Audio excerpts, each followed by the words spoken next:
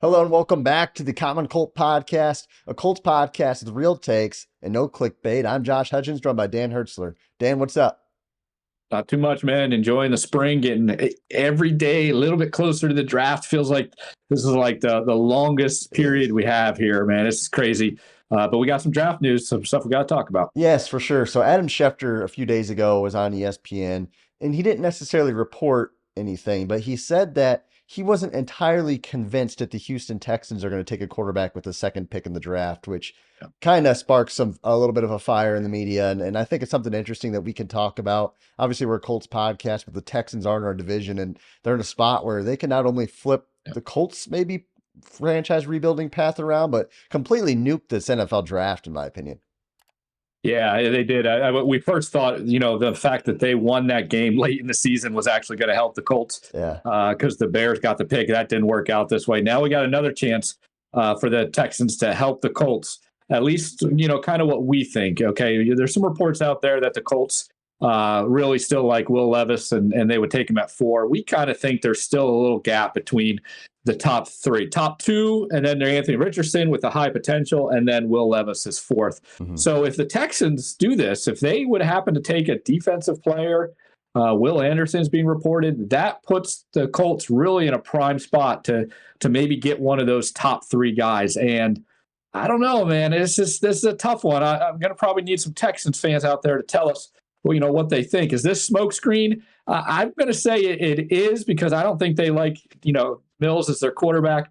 But maybe they just don't like these quarterbacks. I don't know. Well, it's interesting because right now the Texans could end up getting to draft day and maybe have to make this decision on draft day. Maybe they only like one quarterback, and maybe it's Bryce Young, who's right now it looks like the reports are that he's going to be the guy in Carolina. But I don't think this is as much of a smokescreen as some people think it is.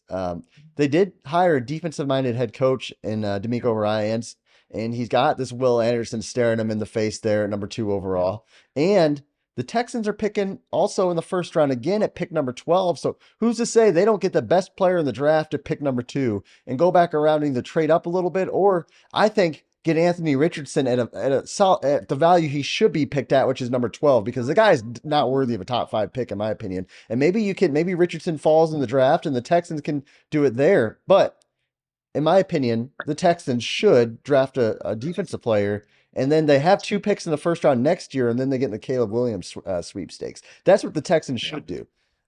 You give some definitely some fire to the idea. It's not just smokescreen, and I think you're right. I think there is some room that the Texans can play with here. They need a lot more than the quarterback. Okay, Yeah. Let's just be honest with that. The Colts, as much as we can get down on them, they still got some talent in some other places. To me, the Texans are a full rebuild, so they're not looking at a 1-year kind of let's turn this ship around in 1 year. They've got a 2-3 year window.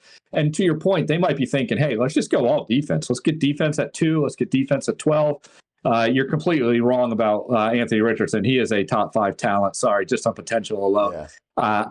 If they like Hooker, maybe they get Hooker later. But I think they might go defense, roll another year with Mills, and then come quarterback later on, which, hey, man, that would be great for the Colts. I would be jumping out of my chair if that happens.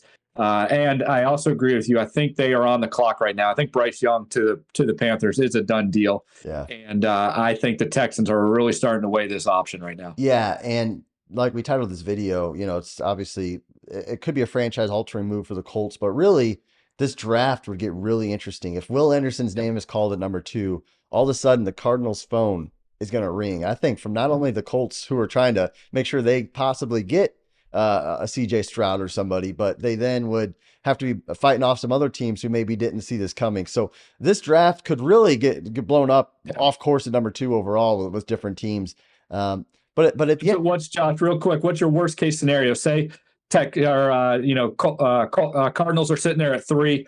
Is your worst case scenario that the Titans jumping ahead of us and getting CJ Stroud? Is there another worst case scenario? What's going through your mind right there?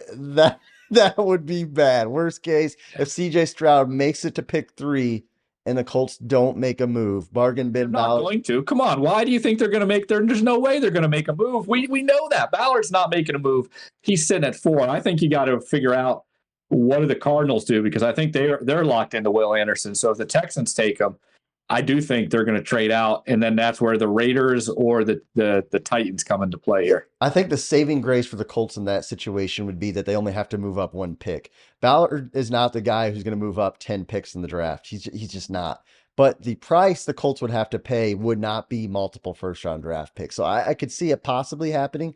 Now, we can't afford it, man. We need other players too. We cannot afford to move up. I am not in favor of moving up, even if CJ Stroud's there. I'd be in favor of taking Anthony Richardson at 4. I would be pickle if they take Anthony Richardson at 4. Listen, guy, I don't know. You guys are gonna honestly have to comment because I actually think you're really off base. But hey, whatever it is what it is. At the end of the day, it is the NFL draft and it is smokescreen season. Yep. And the way how Adam Schefter said this was that he simply is not convinced that the Texans are taking a quarterback. Yeah. So he's got an out.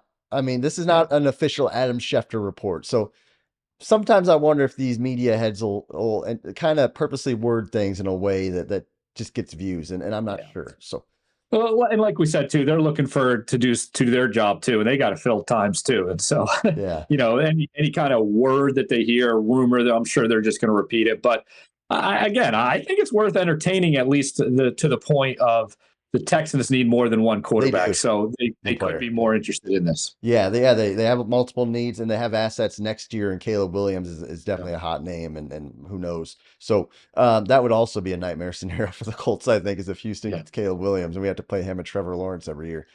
Thank God Tennessee still got Ryan Tannehill for now. So hey, guys, let us know what you think. Colts fans, comment. Texans fans, if you're going to comment, be nice. Hey, just remember who's owned you for the last 20 years or so. So, guys, thanks for watching the Common Colt Podcast. And until next time, have a great day.